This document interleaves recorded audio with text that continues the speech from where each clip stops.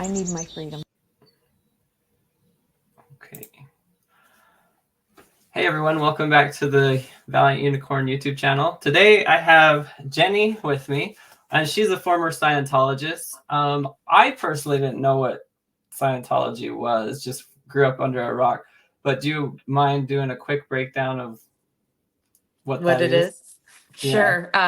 As best as I can summarize it since it's so broad. But yeah, basically, it started with a book, Dianetics, which its basic idea was to rid people of unwanted, like fears, emotions, illnesses, things like that, that they believe are caused by like moments of pain or unconsciousness, that there's like commands that are sort of given to you just by the nature of noises or sounds or people talking, and that these things store and later cause you to act irrationally, or to be able to get sick or have bad eyesight or whatever. And the idea is, if you applied this technology, you could get rid of these engrams and ultimately arrive at a state of clear.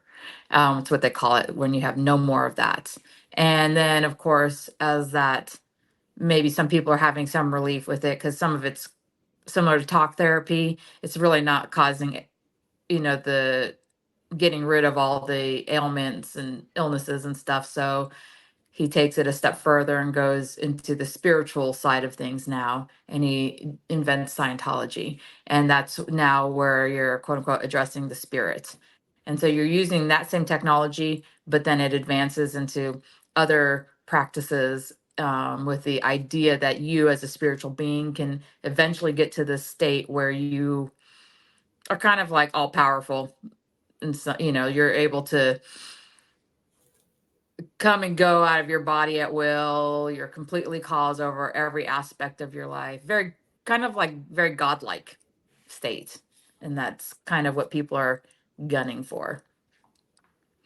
And then, as you guys know, I'm from a polygamous group, which is like a break off from LDS teachings and how Joseph Smith taught that we could get our own planet after this life. So yeah. So we thought it would be fun to like compare different aspects of those teachings, and like Scientology versus polygamy. And today we wanted to just tackle like a couple topics. We were going to tackle end of world teachings, or prepper teachings is what I grew up with. And so I'm curious to hear, what was your end of world teachings, Jenny? So they, I think probably the main one that I knew about while I was in there was that they had, L. Ron Hubbard had predicted that in 30 years from the date of, I think it was sometime either in the late 60s or 70s, where he said that in 30 years, the earth will like no longer support life. It's going to destroy itself. And that the only solution is Scientology, and it's basically it's technology. So is that why we're still around, is because of Scientology, according to that? yes. Oh my god. Okay. what they think is like, it's because of course by now we should have already been totally done in. We should have like imploded, exploded, or whatever. But it becomes this moving target, because what they make you believe is that as long as we're doing our job, we are working ridiculously slave-like hard and getting Scientology out there. The more we do it, the more we are tipping a scale, they sort of compare it to. So we're putting it out there, and all the darkness, badness, everything, it starts to go down as we put more of the good stuff out there. So that target is only extending because of what we are doing. Oh, we kind of had some of the same beliefs, because there was like supposed to be a spiritual cleansing when the world got wicked enough. Really? And yeah, but and anytime, like they would say, oh, it's going to happen. And then when it didn't happen, they would say, well, that's just because there was enough good people in the world.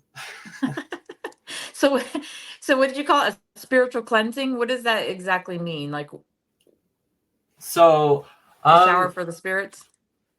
no, it's actually kind of I don't know, gruesome, I guess. So the way I was taught, the things we were taught was that Vegas and Salt Lake City was becoming the new Sodom and Gomorrah, and that God was gonna do a cleansing, and he was gonna start with his house first. So Salt Lake Valley would have like one thing that they taught us was that it would be like rivers of blood in the streets downtown, Oh, and because there would be so many people, so many deaths, and people would be killing each other. And honestly, with COVID, it was such a mind fuck because it definitely had some of the things that they were talking about.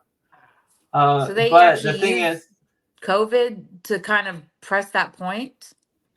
no, actually, I already left by the time COVID hit, but it was like kind of messing with my head because there were so many predictions that was going to happen. And then during COVID, they like literally happened. They talked about how the government would try to isolate people. There would be an earthquake that would there would be first a small earthquake that would tell the God's people to get out of Salt Lake Valley. And then there would be a huge earthquake that would like be really devastating. And then they said that the Red Cross, you'd have to avoid the Red Cross vans that were going to come in to rescue you because they would actually be putting microchips in people and keeping track of people. And then the isolation would just like keep people from knowing what's going on, and people would like just disappear. So when COVID happened, we actually had a small earthquake in the Salt Lake Valley, and Really?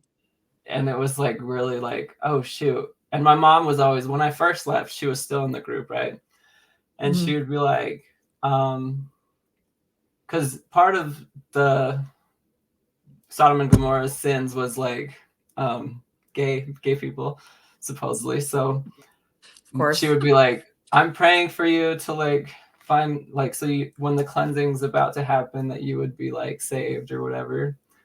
But she was also like just waiting for my dad to like be cleansed away because she knew he was no good. And I was like, you can't just wait for the end of the world to start your life. Come on now. Yeah, probably not a good idea. But yeah, sorry, I just went on a tangent there. But yeah, that That's was kind of interesting, that whole microchipping thing. So, like, Scientology doesn't believe in that per se, but a lot of the members are very into like conspiracy theories. And actually, one of the like recruitment tools that they use, like, so you have recruitment for obviously bringing people into Scientology, but then they try to recruit people in like to join staff as well. And so when they're trying to join, like get people join staff, they actually put together this briefing that is supposed to kind of, they use the word ruin, it ruins the person, it breaks them down basically because they feel like so helpless, and that, but also that they need to do something because everything's going to total shit. And so they have this thing, and in it they actually touch on a lot of these conspiracies, including like, yeah, like total governmental world control by like the government, but even behind the government are these like financial elites that are controlling them. But yeah, ultimately, people are going to be being tracked all the time with chips, and basically saying that we're going to have like a 1984 world, because even L. Ron Hubbard talks about how the world's becoming more and more like that. And so they, the references, like L. Ron Hubbard talks about it in bits and pieces here and there. So you wouldn't say this is Scientology doctrine per se, but they definitely believe stuff like that. And that kind of stuff is where the world is, like the government and these elites are trying to take us. So that's part of their big fight too, like in how you, part of the way a lot they get people in, but also keep people in because they think they're fighting this good fight. yeah. It's funny though, but we're already being tracked with our cell phones and whatever. Yeah, it's all over the place. And I mean, hey, look, literally even inside the organization, it's probably more close to 1984 than anything else. I mean, we had cameras down every freaking hallway in the buildings. You had cards to get around, but also like just the aspect of 1984 where it's like the thought control. And then, like you can't think bad thoughts about Big Brother, or in our case, upper management, or Ellen Hubbard or Scientology. You can't have those. You can't be thinking them. You can't be talking them. And you create this whole snitching culture where people are reporting you anytime you're like bouncing out of bounds. So actually, while he sits there and saying, "This is where the world's headed," and whoa, we should be freaked out, that Then they're already there. community is already, yes, yeah. If you've never read that book, you should read it. It's like, it'll probably mess you up a little bit, but it's pretty intense. What book is it? It's 19. called 1984 is what it's called. It was Okay. so George Orwell wrote it, and I think it was 1942. I think he wrote it in the 40s, and it was sort of a fictional, but sort of his prediction for what could happen by the year of 1984. A lot of what he's saying, kind of, honestly, I hate to say it, is sort of happening, but it's a good book. It's scary, Yeah, but it's a that's good what book. kind of messes with your head, though. But how many of these things did they predict? They predicted so many things. They're bound to get something right. That's Of kind of what course. I had to tell myself during COVID, because I was like, well, this other thing that they said didn't happen, but yeah, there was a few things that happened. Yeah, and then the world is progressing how it's going to progress, and there's technology. So people might just be like, "Oh, I see that it's going to go this way." It's already going that way. It's not your prediction. It's just, but you're saying it, so that gives you this sudden credibility. Like, the Yeah. leaders who say things like this. It's like whatever. But Jenny, I well, wanted to ask, was you born in there? sort of. So I was born, my mom was already involved, but at like the lower levels. So she wasn't, so she was, um, you have kind of different levels in Scientology. So your initial level is, like you're just like a churchgoer, or as they call it, a public. You're a public. And so you're just doing courses, you're doing auditing, you go home to your normal life. Then you have staff members of like what they call organizations and missions. And so they're just smaller level, but they work, like a 9 to 6 or a 6 to 10, and weekends on like 9 to 6 or whatever. So you're not like going full time, even though the rest of the world calls that full time. They don't. Um, but then outside of that, they have their own houses, apartments, kids, families, whatever. They're still doing their own thing part of the time. And then you have the C organization, which is like the highest level, the most dedicated. These are the people who signed the billion-year contract. They work 24/7. Um, and ultimately, by the time I left, I was probably working 110, 130 hours a week. And so Wow. yeah, it's like crazy hardcore. So when I was born, my mom was working for a Scientology mission. So she was working for one of the smaller organizations up in the San Jose area. And then when I was 3, she decided to join the C organization, just move up. So she and my father did, and took me along for that ride. And yeah, so then I got raised by the C organization. Pretty much until I ended up joining. Yeah, and I think in the interview we did on your channel, you mentioned that each level is like more secrets that you don't hear about until you're into that level. Yes, yeah, exactly. So like from their services, they call them. So those are their courses and what they call auditing, which is probably their version of therapy. And I say their version because it matches absolutely no other version of therapy, but that's kind of the general idea. So with that therapy or whatever you want to call it, they call it auditing. So with that, yeah, when you're going to the state of clear, you kind of know what it is, but the specific thing that you're supposed to magically come up with and say, you don't know. It's not like you can be spoon fed that like realization in order to move on. And then from then on, each of the other levels, you don't know anything about them until you're on them. So, but then even the same kind of goes to from the worker end, like this organization. So depending on, whether you're a staff member or Sea Org member, and then even within the Sea Org, depending on what level you are of organization, you also aren't privy to things happening higher up, so yeah, there's a lot of secrets. But let's go more into the end of the world thing, because I know the higher levels, the ones that sign the billion-year contract, they're the ones that are saving the world right now from being destroyed, right? Right. Pretty much. Them Well, together according with to everyone, that they like teaching. they like to make it all inclusive, but those are the hardcore ones. They're like doing nothing else in their life but that. Yeah. And so yeah, they're trying to beat, they call it literally, what they're trying to do is beat deadline Earth.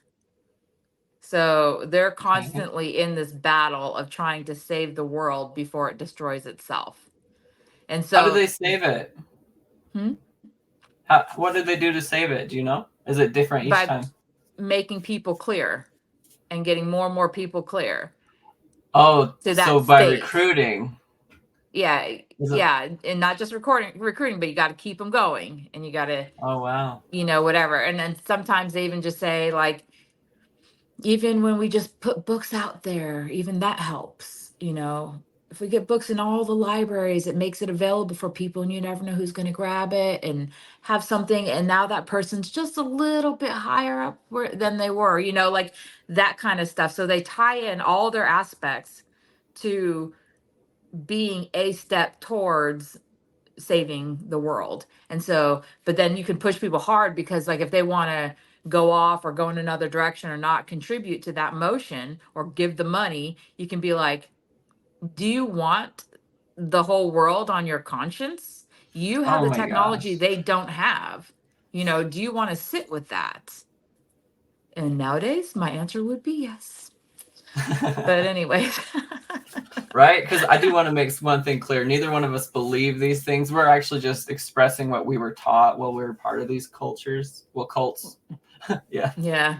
Yeah, and it's true. There's like a lot of, as bad as the word sounds, there's a lot of brainwashing, because like, even if you just look at the definition of brainwashing, it's when you're like, you can't go to another source for information, because you are not allowed to look anywhere else.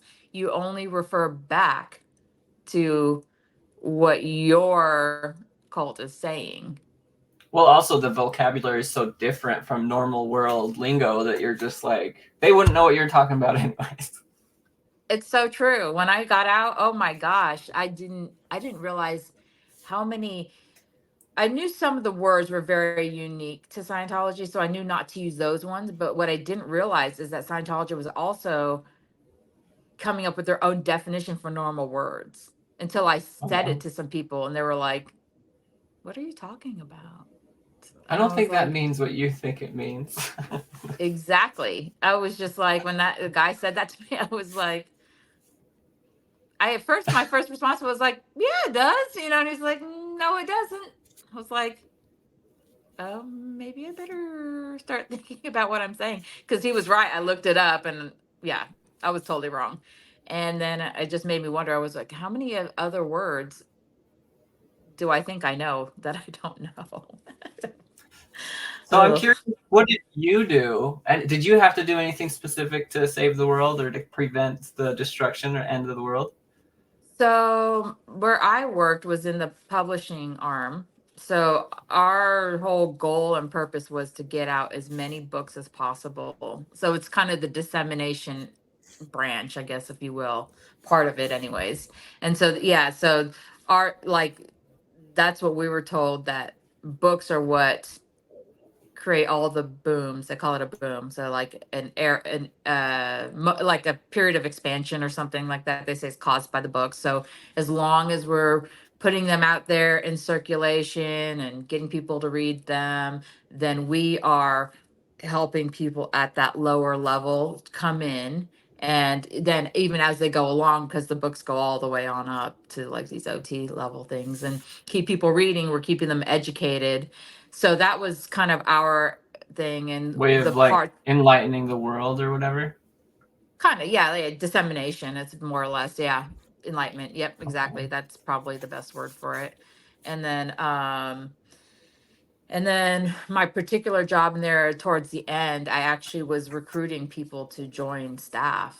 And I will just say right now, I am sorry if I recruited anybody in there. Like, if you were one of those people, I am sorry. Period. Like, No ifs, ands, or buts. I'm sorry. But that was my job. And that's how I know about that like crazy briefing, because we would give that to people as part of kind of like trying to ruin them to come in. I hated it, but so a lot of times if I had somebody with me, I would let them do the briefing itself. And then I would just do like the closing, because for So you whatever even reason hated back then. huh? You even hated recruiting back then, or what? Yeah, I didn't love it. It was my job, and I had like the pressure of the world on me. And the punishments were too great, so I was going to do it. It was my job. And also I thought I was saving the world. So I was like, it doesn't matter if I don't like it. I This is what's expected of me, and I need to pull my weight in this crusade to save the world. So that was my perspective. So it didn't matter how I felt personally, or how tired I was, or how many punishments I had done that I thought were disgusting and demoralizing. It didn't matter, because in the end, we were on a mission and I needed to do my part. And so that was kind of like I would drive myself, like, I'd put that pressure on myself to do it. Yeah, But that self-policing that we all do in those cultures. Uh, exactly. And we never like, and then back to the doomsday thing. So we never actually prepped. It was just like a mental like game kind of thing. But it was also the thing that would get used on why we were making sacrifices. So this is why we don't have nice things, because we need to put all of our money to getting people into Scientology and getting them up the bridge. So, yeah, you aren't going to have a car. You aren't going to have nice clothes. You're barely going to have enough uniforms to wear, if you even do, which we didn't. But, the food's going to suck and all these things. And oh, it's a small price to pay. You know, then you find out afterwards that, well, actually, even when I was in there, I started to think something was kind of funky, because all the money flows up, and it's so hard to get any of it for any of these big massive campaigns, for dissemination or whatever. And I'm like, but then where's all the money if we aren't using it for this? Where where's is it it? going? Yeah, Someone up and so it's top. being hoarded or being invested in real estate, and I'm like, what the hell? Anyways, but that's kind of another thing. So we weren't like prepping in that way, like stocking, storing food, but we were having to make the sacrifices in order to sort of beat deadline Earth. One time we did Yeah, prep, but that was because I forget what it was. It was after the 9/11 thing, and then there was some other threat that was made. I don't remember what it was exactly, but they even tried to make like the basement of the building like a sort of like bomb like a shelter bunker. with like stored food, yeah, and stuff like that. And it just terrified the staff. Like we were made to like drill, like having the alarm go or whatever, and we all had to run down there, and people were doing roll call to make sure we were all in there, and da da da da da. And I mean, people were starting to go full freaking panic, because it was like, what the hell's happening? Oh my god, like, is this this imminent threat of being bombed or something like that, I think it was. And so like that was the one and only time, but the rest of the time our prepping was sacrifice. Oh wow. So for anyone that doesn't know, a prepper is someone who prepares or gathers materials like food or whatever for a major disaster. Um, and I do want to make something clear. It wasn't part of the doctrine. I don't know where it comes from, but it's even in the Mormon culture. They like store food. There were some families I've heard that even stored cigarettes and things for trade, not so they could smoke it, but like because they knew there would be people that was addicted to that, There's and they would just value. trade. Yeah, and sugar was one we did that with, because growing up in our cult, we weren't allowed to have sugar. We could have honey, but like refined white sugar was no good for us. We'd still get it Yeah. for the prepping though. And salt, they said salt would be worth more than gold. And so they would store salt too, I guess. Well, there was Yeah. a rumor that when that whole thing was going on, that they bought a shit ton of alcohol for that same purpose, because it would For have value trade. later. Yeah. Not that we got to enjoy Yeah. it or drink it. I mean, I don't know what they did with it, because that was way higher up than me. But I wouldn't It's have wanted probably to have still kids then. there. It's They've been just in case. working their way through it little by Yeah, who little. knows? You guys worked yourselves to the bone. We're gonna sit up here and have a scotch. Probably. Yeah. There was actually this one time, so with the cleansing, we were always supposed to be close enough to God, and we would basically just like, you might get a dream at like 2 a.m. that you have to leave, and you would just grab you and your family and you would go, and you don't get to tell anyone else. Like if your family doesn't get saved, then they just weren't close enough, like someone else that wasn't in your same house, but they would need to be close enough to God to be saved. And there was actually this one time, an entire family, and I worked at the polygamous elementary school. This entire family just disappeared. And when I say entire family, it was like this guy and all of his wives and his brother and all of his wives. Like it was a pretty big family. They just like disappeared for a little while because they thought that it was time to get out of the valley. Oh, so they just And up and left. then yeah, they just up and left. And it was weird because you knew why they left, because everyone was like kind of preparing for something. And then the rest of us is like, should we be going or just like no? But then nothing ever happened, and they eventually came back. I think it was like 2 weeks that they came back after. Oh. But, so weird. So, When does the people from like the order or whatever, when do they think this end of the world thing is supposed to happen? Do they that's the say thing. They don't know. They basically say that if you're close enough to God, you'll know when to get out of the valley. And anyone that's left behind might be part of that river of blood through the Salt Lake City. So, I don't know. It seems a little out there, like yeah? a moving target? Right. Oh, it's but yeah, funny that to look COVID at this thing. stuff now. I think it's funny when we look at it now, because when I was in there, I mean, like, I really believed it. Like, I was like, I that's what we were working for, is what we were going to save the world from. Like, and I look back now and I'm just like, I felt almost like a little bit stupid. I know, I believed all that too, and everyone was saving food. So I was like, I'm gonna save toothpaste, and I'm gonna get a bunch of toothbrushes and soap and different things, and I'm gonna trade. Because if no one's saving for hygiene, that's gross. Well, if it happens, I know where to go so I can brush my teeth. Right. No, but well, it's I'll tell you though, it's kind of funny because I do have like a little bit of a stockpiling mentality. Like, I don't do much because I'm also like, I'm the like I whirlwind through the house and I have to get rid of everything, and I throw away things I need all the time, which is really annoying because I like to declutter all the time. It's horrible. So I've been working on that, but in some senses too, I will sort of stockpile. So I will buy 5 toothbrushes. I will have some, like, it sounds funny, but like, I have some food that has a shelf life of 10 years.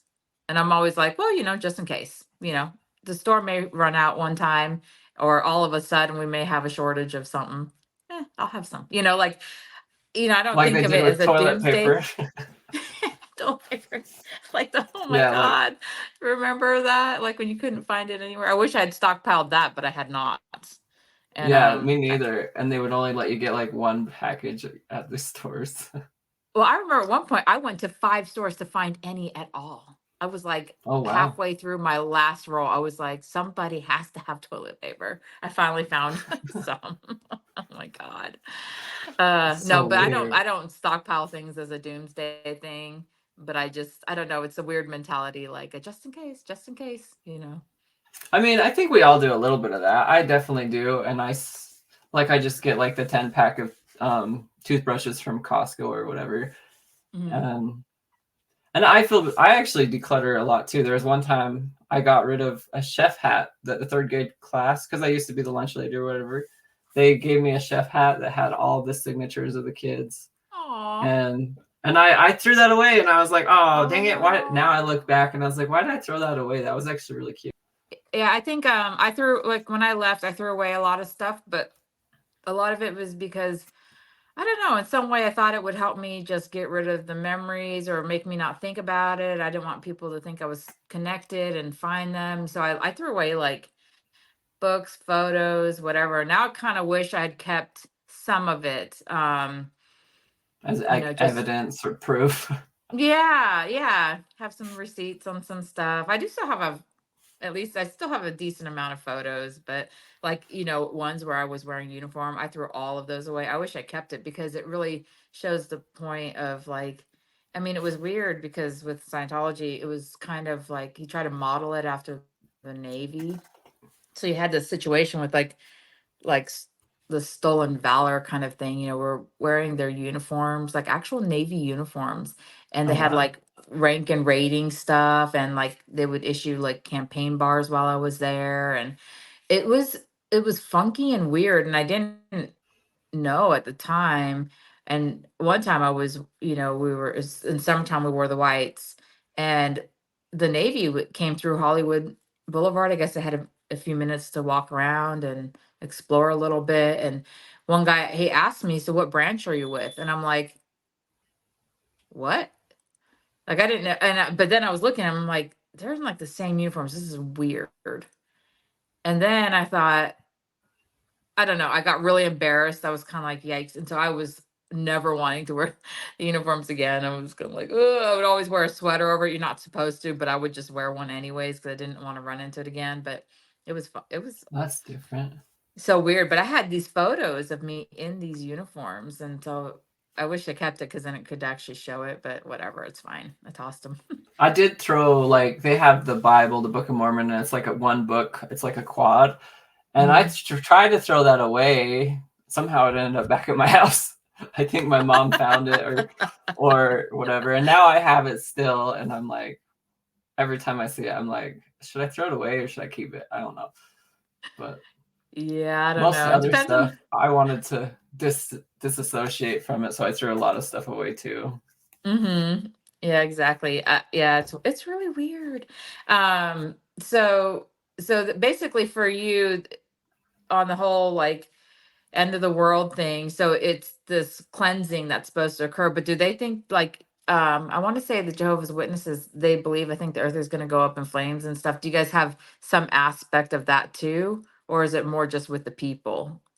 The end of the world would be the It's end of more the just people. Yeah, it's more just a cleansing of the people, but I've heard different things, but nothing that's like doctrine. This is all just like, it's really weird that they don't have any doctrine with it, with how much everyone likes to prep and talk about this weird stuff. Well, So, that's like the same for us, other than where he specifically gives like the deadline Earth, like all the other conspiracy theory things, the 1984 world, all that. Like you'll find spatterings of him talking about it, but it isn't actually church policy. Everything is policy or bulletins. That's what they call it, not doctrine. But when they want to oh, okay. relate to the outside world, they'll say that. But so it's not actually laid out and saying we 100% believe it, but everyone knows it. They've gathered pieces of it from lectures, and they're kind of like, "This is it. This is really it." But it's not. So I guess they can kind of argue it, and say we don't believe that. It's not in our policies. Yeah, I think that's how it is with ours, so that like when nothing happens, they can be like, oh, yeah, see, or nothing happened. But then when something happens, then they're like, oh, see, we told you. Yeah, but and so how So do they and you I think you kind of touch on it, but I think I still don't maybe don't still get like how do they keep you believing that this is going to happen when all of a sudden you've now arrived at that point? It hasn't happened. Or do they always just leave it nebulous like they just say it's going to it's happen but kind they of never put a time. it's kind of similar to yours, where they say as long as there's enough good people in the world, it will prevent the cleansing. Okay. So they kind of just, and there's good people that aren't even in the group, so those people are preventing it. But once there's nobody else besides us, then it's gonna Yeah. So happen. I mean it keeps you believing because you guys think you're doing as long as you're having like multiple babies and bringing more people in, then you're raising the right types or whatever. Because Right. you guys don't recruit, right? No, we don't recruit. I know you guys are different. Like Hmm. we do it by having babies. You guys don't have babies once you get in the higher levels. Right. Yeah, you're not allowed to have children. Oh wow, It's that's kind weird. of I I know. They'll either kick you out or try to get you to get an abortion. They talk a lot of people into wow. aborting. That's really interesting. I'm sure a lot of our viewers are going to have questions on that. I don't Yeah. even know what to ask on it though. I know it's weird. I was even thinking like it might be worth like you and I doing a thing where we talk Like a about deep like, dive on that. yeah, the whole family dynamic, what's expected, what they believe, what they don't, because there's a whole thing. I mean, I could even discuss like the dysfunction of my own family, because of this. Like right now I'm dealing with some extreme like traumatic stuff, but like there's no way around it because the religion's like right in between it. So it just turns into a shit show every time.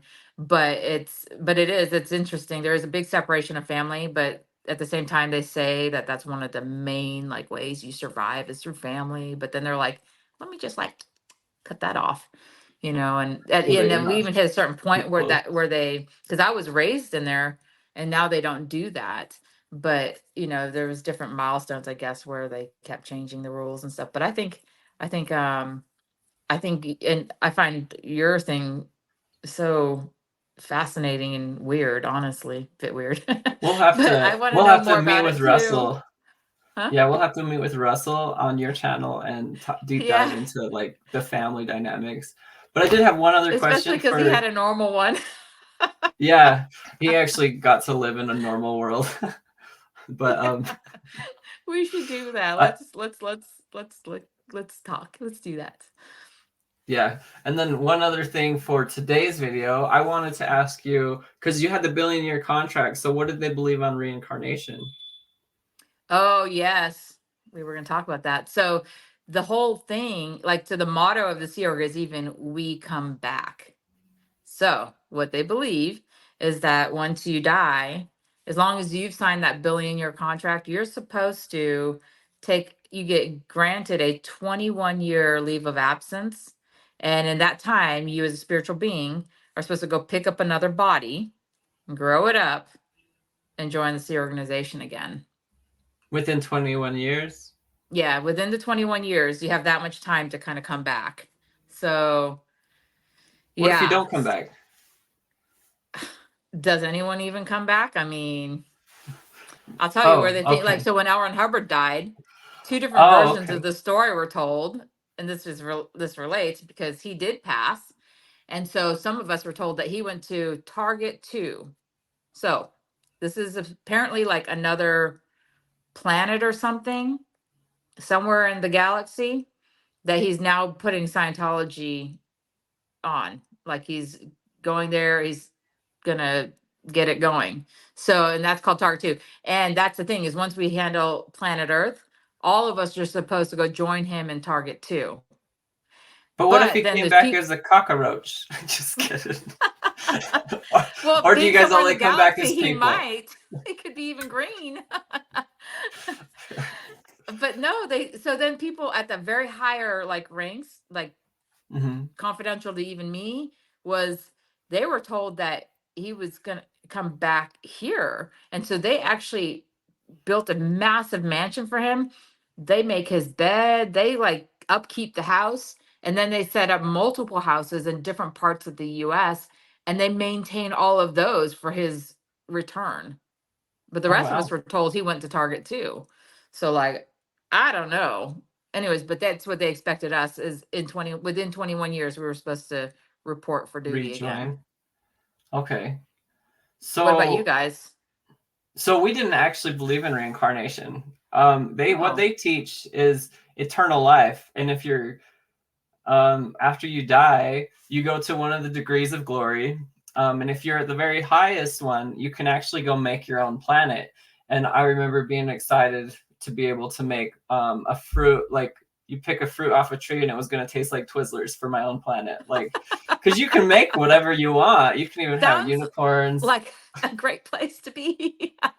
I'd Yeah, take if it. you're a man, because then only the men get to have their own planet, and then the women, they get to share the planet. Oh, You wait, get that's to not share the fair. planet with all your wives. So only the men get to go have another planet. Well, yeah, they get to go create it with their wives, but the men are the patriarch of the family, so they get the final word of everything. Okay, so So, but let's say you go off and do that. What life form are you in? Are you still um, human? Are you spiritual or Martian? well, yeah, well, like the Bible. Oh, I'm sorry to like anything with the scriptures, but Forgive like you. they say that we were created in God's image, right? Okay. So we could make our children, create them in our image too, but it's really your world. You get to do whatever you want. So Okay. All right. So we want to look like this, then we can. yeah, Interesting. Wow. So some can look like Shrek and some can look like supermodels. yeah. I'm sure. I That's mean, they didn't really go into detail. You have to be good enough to even get to that point, and What do you have to do to prove that you're good enough? Like what you would have to number one, you have to have multiple wives. So that's the first thing you have to do, and then you have to live consecration. And consecration is where you guys all pull your resources into one, like into God's church, and you work as one. So basically, so they can have all your money and resources. Those are the main ones, and then you gotta follow the chain of command. It's just a business, honestly. Like, and then there's just like future faking with this whole planet that you're never gonna get. So it just feels like an unhealthy relationship looking back. interesting. How weird. That's like Yeah. yeah, that's interesting. And the women, they just have to hope somebody wants to take them with them. Well, they have to make sure they marry a righteous man that will take them to the highest degree, to where they can have their, I guess, shared planet with him. Another thing for the whole family discussion that we have, I want to know how they feel about divorce. Oh, should we do it now or just later on your channel? Always, we can do it both channels or something, but Okay. yeah, it might be a bit too involved. My brain just jumped Yeah. straight over there because I was thinking Well, about I can like make it for a leaving quick and answer. stuff. They don't believe in divorce. Like, Oh, okay. as a quick So once answer, you, they will even marry by proxy. So, like, there's women that they believe they were supposed to marry the previous leader, and mhm. so they actually married the next leader in line, but married the original leader in proxy. Like, they didn't, and then they would have kids with the current leader, but they weren't his kids. They were like Brother Eldon's.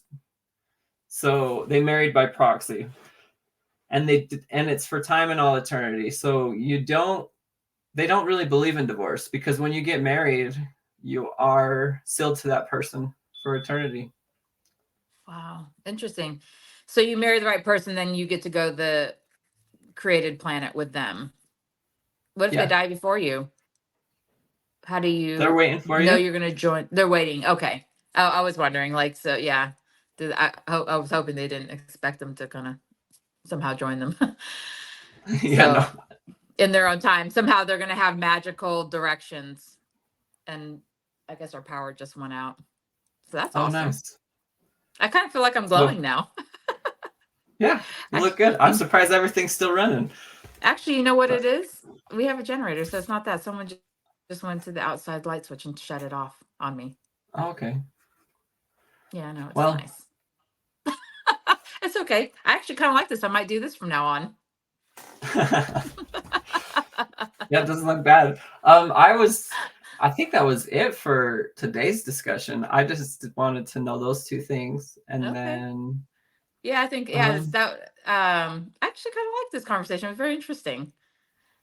yeah, I Um, appreciate you coming over on my channel, Jenny, and I for can't wait to sure. go back on yours and with Russell, and we'll Uh, talk more about different deep dives of topics.